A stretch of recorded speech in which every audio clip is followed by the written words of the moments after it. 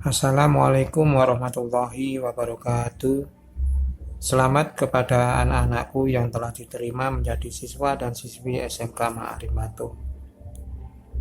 Semoga kesehatan selalu dilimpahkan Allah Subhanahu wa Ta'ala kepada kita semua, sehingga anak-anakku dapat mengikuti kegiatan MPLS ini hingga akhir. Pertama-tama saya perkenalkan dulu, nama saya Kasyati. Saya sebagai guru matematika di SMK Ma'arif Batu.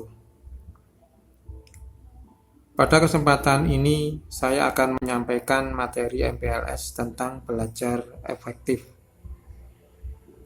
Cara belajar yang efektif setidaknya ada 30 cara yang selanjutnya akan saya jelaskan satu persatu lewat slide berikut. Cara belajar efektif. Belajar yang efektif adalah belajar mengajar yang berhasil guna. Dan proses pembelajaran itu mampu memberikan pemahaman, kecerdasan, ketekunan, kesempatan, dan mutu atau kualitas yang lebih baik serta dapat memberikan perubahan perilaku dan dapat diaplikasikan atau diterapkan dalam kehidupan sehari-hari sehingga hasil dari pembelajaran itu akan dapat menghasilkan sumber daya manusia yang unggul. Cara belajar efektif yang pertama adalah belajar kelompok. Belajar kelompok dapat menjadikan kegiatan belajar menjadi lebih menyenangkan karena ditemani oleh teman dan berada di rumah sendiri sehingga dapat lebih santai. Namun sebaiknya tetap didampingi oleh orang dewasa seperti kakak, paman, bibi, atau orang tua agar belajar tidak berubah menjadi bermain.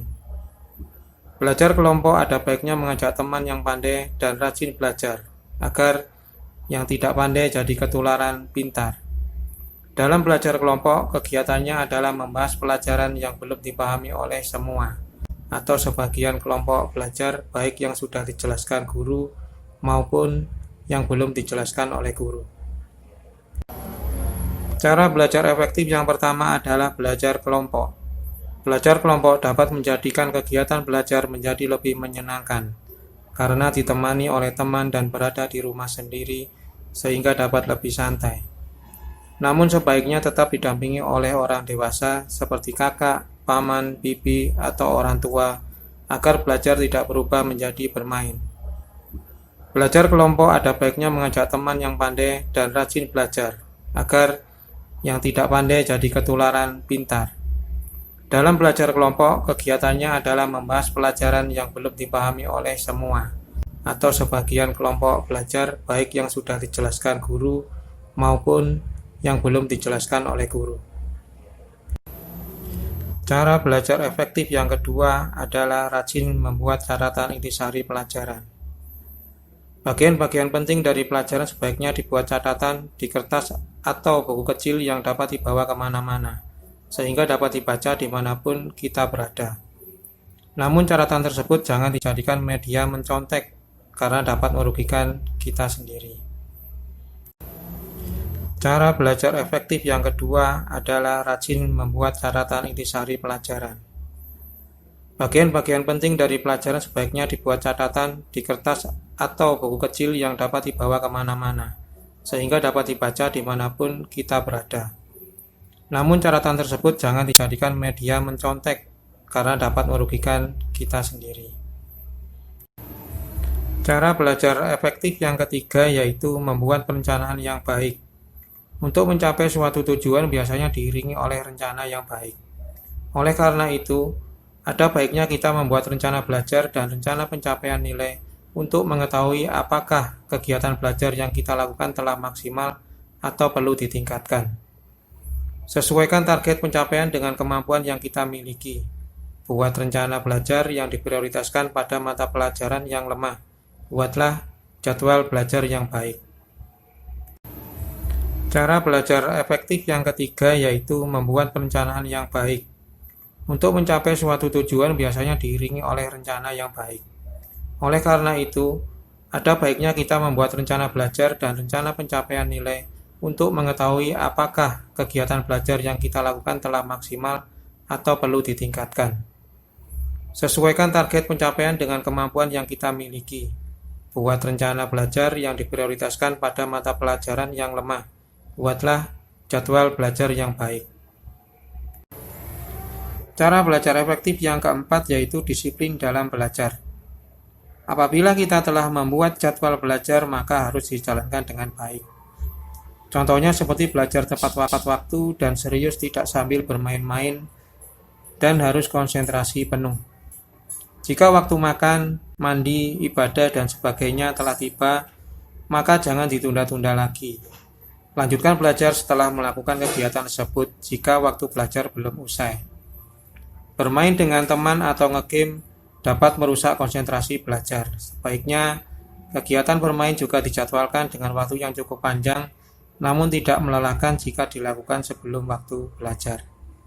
Jika bermain video game, sebaiknya pilih game yang mendidik dan tidak menimbulkan rasa penasaran yang tinggi ataupun rasa kekesalan yang tinggi jika kalah. Cara belajar efektif yang keempat yaitu disiplin dalam belajar. Apabila kita telah membuat jadwal belajar, maka harus dijalankan dengan baik.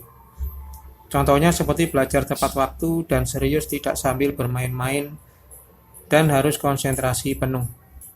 Jika waktu makan, mandi, ibadah, dan sebagainya telah tiba, maka jangan ditunda-tunda lagi. Lanjutkan belajar setelah melakukan kegiatan tersebut jika waktu belajar belum usai. Bermain dengan teman atau ngegame dapat merusak konsentrasi belajar. Sebaiknya kegiatan bermain juga dijadwalkan dengan waktu yang cukup panjang, namun tidak melelahkan jika dilakukan sebelum waktu belajar. Jika bermain video game, sebaiknya pilih game yang mendidik dan tidak menimbulkan rasa penasaran yang tinggi ataupun rasa kekesalan yang tinggi jika kalah. Cara belajar efektif yang kelima yaitu menjadi aktif bertanya dan ditanya. Jika ada hal yang belum jelas, maka tanyakan kepada guru, teman, atau orang tua. Jika kita bertanya, biasanya kita akan ingat jawabannya. Jika bertanya, bertanyalah secukupnya dan jangan bersifat menguji orang yang kita tanya. Tawarkanlah pada teman untuk bertanya kepada kita hal-hal yang belum dia pahami. Semakin banyak ditanya, maka kita dapat semakin ingat dengan jawaban, dan apabila kita juga tidak tahu jawaban yang benar, maka kita dapat membahasnya bersama-sama dengan teman. Cara belajar efektif yang keenam, yaitu belajar dengan serius dan tekun. Ketika belajar di kelas, dengarkan dan catat apa yang guru jelaskan. Catat yang penting karena bisa saja hal tersebut tidak ada di buku dan nanti akan keluar saat ulangan atau ujian. Ketika waktu luang, baca kembali catatan yang telah dibuat tadi dan hafalkan sambil dimengerti. Jika kita sudah merasa mantap dengan suatu pelajaran, maka ujilah diri sendiri dengan soal-soal.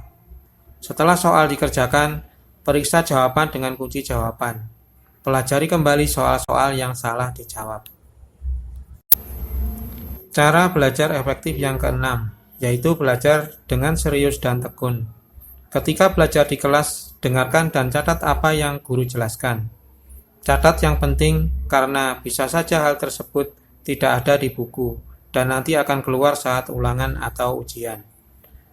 Ketika waktu luang, baca kembali catatan yang telah dibuat tadi dan hafalkan sambil dimengerti.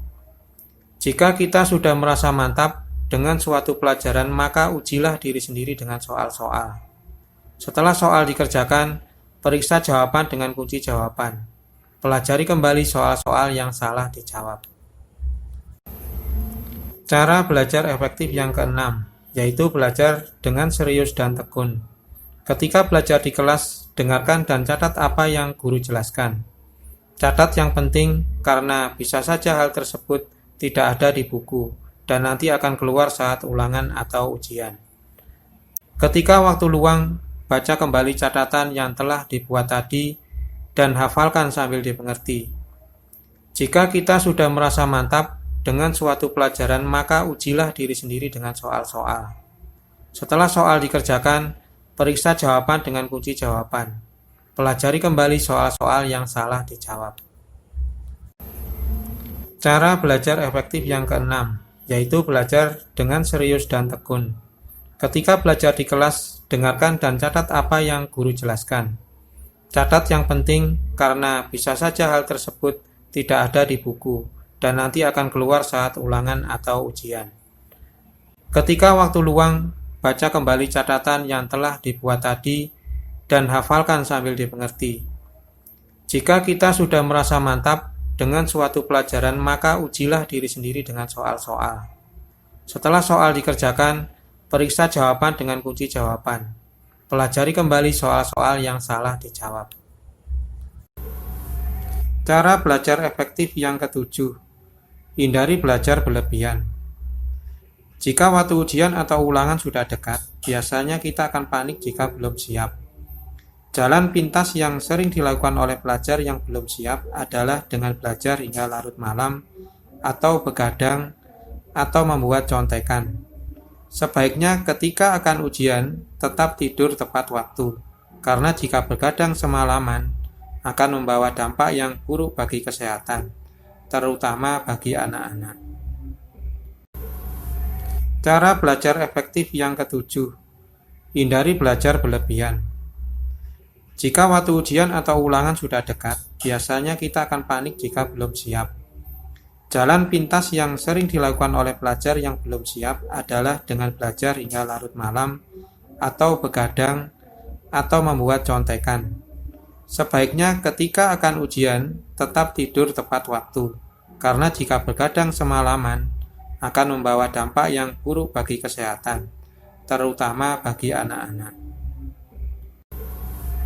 Cara belajar efektif yang ketujuh.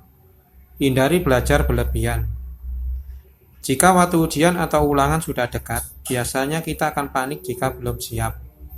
Jalan pintas yang sering dilakukan oleh pelajar yang belum siap adalah dengan belajar hingga larut malam, atau begadang, atau membuat contekan. Sebaiknya ketika akan ujian, tetap tidur tepat waktu, karena jika begadang semalaman, akan membawa dampak yang buruk bagi kesehatan, terutama bagi anak-anak.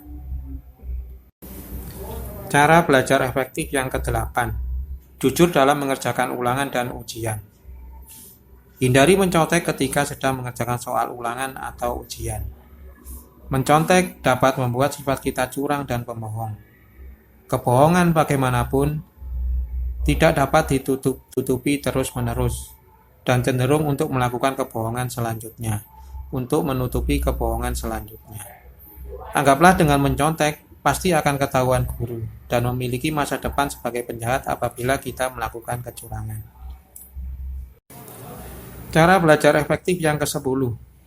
Mendengarkan penjelasan guru dengan baik. Jawablah setiap pertanyaan yang diajukan oleh guru apabila kamu mengetahui jawabannya. Jangan menunggu guru untuk memanggil kamu untuk menjawab pertanyaannya. Cara belajar efektif yang ke-10. Mendengarkan penjelasan guru dengan baik. Jawablah setiap pertanyaan yang diajukan oleh guru apabila kamu mengetahui jawabannya. Jangan menunggu guru untuk memanggil kamu untuk menjawab pertanyaannya. Cara belajar efektif yang ke-11. Jangan malu untuk bertanya. Selalu ajukan pertanyaan kepada guru apabila tidak mengerti tentang sesuatu hal. Cara belajar efektif yang ke-13. Selalu mengulang pelajaran yang sudah diajarkan. Setiap pulang dari sekolah, selalu mengulang pelajaran yang tadi diajarkan. Nanti sewaktu ada ulangan, jadi tidak banyak yang harus dipelajari. Cara belajar efektif yang ke-13. Selalu mengulang pelajaran yang sudah diajarkan. Setiap pulang dari sekolah, selalu mengulang pelajaran yang tadi diajarkan. Nanti sewaktu ada ulangan, jadi tidak banyak yang harus dipelajari. Cara belajar efektif yang ke-14. Cukup istirahat, makan, dan bermain. Semuanya dilakukan secara berimbang. Setelah pulang sekolah, kita sering ingin cepat-cepat bermain dan melupakan segala hal penting lainnya. Contohnya, makan dan istirahat. Padahal setelah seharian di sekolah, tak terasa badan kita membutuhkan masukan energi tambahan yang bisa didapatkan dari istirahat dan makanan yang kita makan. Oleh karenanya, kita harus dapat membagi waktu untuk makan, istirahat, dan bermain. Kalau semuanya dilakukan dengan baik, badan jadi segar setiap hari, jadi tidak sering mengantuk di kelas. Cara belajar efektif yang ke-15. banyak berlatih pelajaran yang kurang disukai. Apabila kamu tidak menyenangi suatu mata pelajaran, contohnya matematika, maka banyak-banyaklah berlatih mengikuti kursus atau belajar berkelompok dengan teman. Sehabis belajar bisa bermain dan menambah teman baru di tempat kursus. Selain itu, siapa tahu dari kurang menyukai matematika, kalian malahan menyukainya. Cara belajar efektif yang ke-16. Ikutilah kegiatan ekstrakurikuler yang kamu senangi.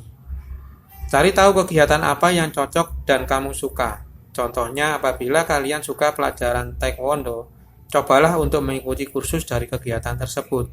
Sehingga selain belajar pelajaran-pelajarannya diajarkan di sekolah, kalian juga dapat mendapatkan pelajaran tambahan di luar sekolah. Cara belajar efektif yang ke-17. Cari seorang pembimbing yang baik. Orang tua adalah pembimbing yang terbaik selain guru.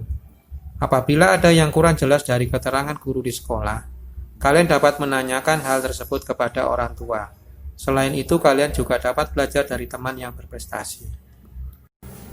Cara belajar efektif yang ke-18. Jangan suka mencontek teman. Kalau mencontek, kamu bisa bodoh karena tidak berpikir sendiri. Lagi pula belum tentu teman yang kamu contek itu menjawab pertanyaan dengan benar. Belum lagi kalau ketahuan guru dan teman lain. Malu kan? Kalau kamu rajin belajar, pasti bisa menjawab semua pertanyaan dengan benar sehingga ulangan dapat nilai baik. Cara belajar efektif yang ke-19. Niat dengan sungguh-sungguh. Kalau belajar tidak sungguh-sungguh ataupun tidak niat, yang ada malah pikiran kita melayang kemana-mana. Entah itu tentang makanan, game, lawan jenis, dan lain-lain. Oleh sebab itu, belajar yang baik dimulai dengan niat yang sungguh-sungguh. Cara belajar efektif yang ke-20. Lokasi dan situasi yang kondusif. Jikalau kita belajar, tidak mungkin kalau kita lakukan di tengah jalan raya, ataupun ketika kita sedang makan. Cara yang paling efektif untuk belajar adalah mencari tempat yang nyaman dan tidak terlalu banyak gangguan agar kita bisa lebih konsentrasi. Cara belajar efektif yang ke-21. Hindari sikap tidak jujur. Sekarang ini banyak siswa membuat catatan untuk mencontek saat ada ulangan atau ujian. Dengan belajar dengan jadwal yang teratur, seorang murid akan selalu siap jika ada ulangan dadakan dan tidak perlu mencontek.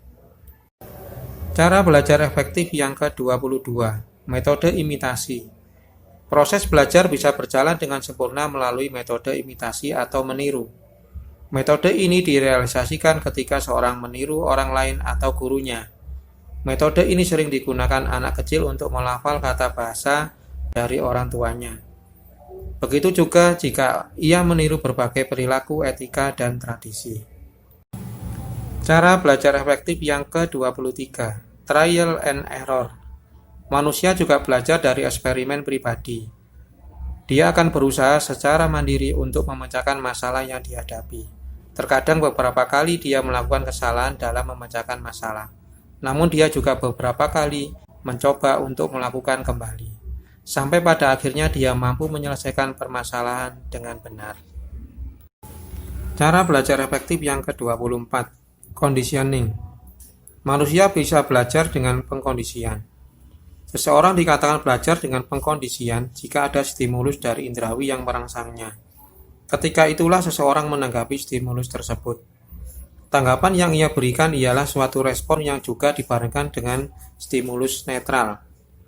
Kemudian respon yang menyertai stimulus netral itu akan diulang beberapa kali. Setelah dilakukan pengulangan beberapa kali, kita akan menjumpai bahwa stimulus netral bisa memberikan respon dengan sendirinya sekalipun stimulus indrawi sudah tidak ada lagi. Contoh klasik yang dilakukan psikolog Rusia Ivan Pavlov dalam eksperimennya yang sudah masyhur. Dia membunyikan lonceng pada waktu dia meletakkan sedikit makanan di mulut anjing. Biasanya, jika makanan itu diletakkan di depan mulut anjing, maka anjing tersebut akan meneteskan air liur. Dengan demikian air liur berbarengan dengan bunyi lonceng. Ketika hal ini diulangi beberapa kali, maka peneliti mencoba untuk membunyikan lonceng tanpa meletakkan makanan pada mulut anjing tersebut. Maka hasilnya anjing tersebut tetap meneteskan air liur ketika ia mendengarkan suara lonceng. Sebuah respon baru yang belum pernah dialami oleh anjing. Sekarang anjing tersebut merespon bunyi lonceng dengan meneteskan air liurnya. Padahal, sebelum dilakukan eksperimen, anjing tersebut tidak meneteskan air liur kalau hanya mendengar bunyi lonceng.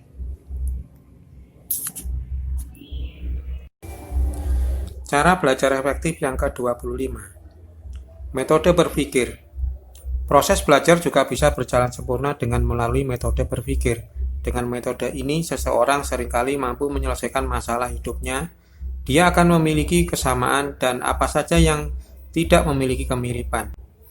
Dengan demikian, dia akan bisa menarik kesimpulan dengan pilihan tersebut. Maka pada kuncinya, berilah anak-anak kita pertanyaan yang menurut dia mudah.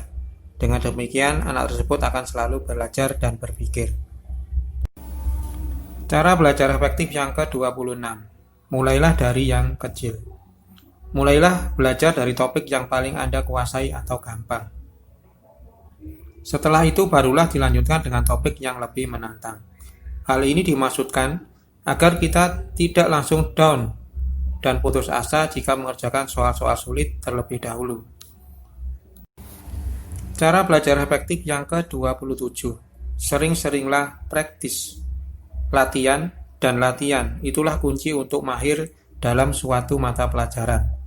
Semakin banyak Anda mengerjakan dan memahami soal, semakin terbiasa pula Anda dalam mengerjakannya. Cara belajar efektif yang ke-28. Fokus. Ketika belajar, kita dituntut untuk serius, jangan setengah hati. Karena pikiran kita tidak dapat melakukan atau memikirkan beberapa kegiatan atau hal dalam satu waktu. Cara belajar efektif yang ke-29. Mohon bimbingannya. Jangan lupa banyak-banyak berdoa, karena selain dari nilai religinya, hal tersebut dapat membuat kita lebih fokus ketika belajar dan dapat membuat pikiran kita lebih tenang. Cara belajar efektif yang terakhir, yaitu yang ke-30, menggunakan media dan sumber-sumber yang relevan. Jika kita hanya menggunakan satu buku sebagai bahan patokan untuk belajar, apapun hasil yang kita dapat belum tentu maksimal. Untuk itulah, cobalah untuk mencari-cari hal yang terkait kita pelajari dengan menggunakan sumber dan media yang sudah ada. Kita bisa mencarinya dengan menggunakan internet, koran, buku lain, majalah, dan lain-lain. Tentu kita juga tidak mau ilmu yang kita dapat hanya segitu saja karena hanya mempunyai satu buku atau sumber yang tidak lengkap. Untuk itulah, sumber dan media hanyalah sebagai pelengkap dalam belajar yang baik dan benar. Itulah 30 cara belajar efektif yang bisa saya sampaikan. Semoga anak-anakku bisa menerapkannya dan dapat bermanfaat. Akhir kata, wassalamualaikum warahmatullahi wabarakatuh.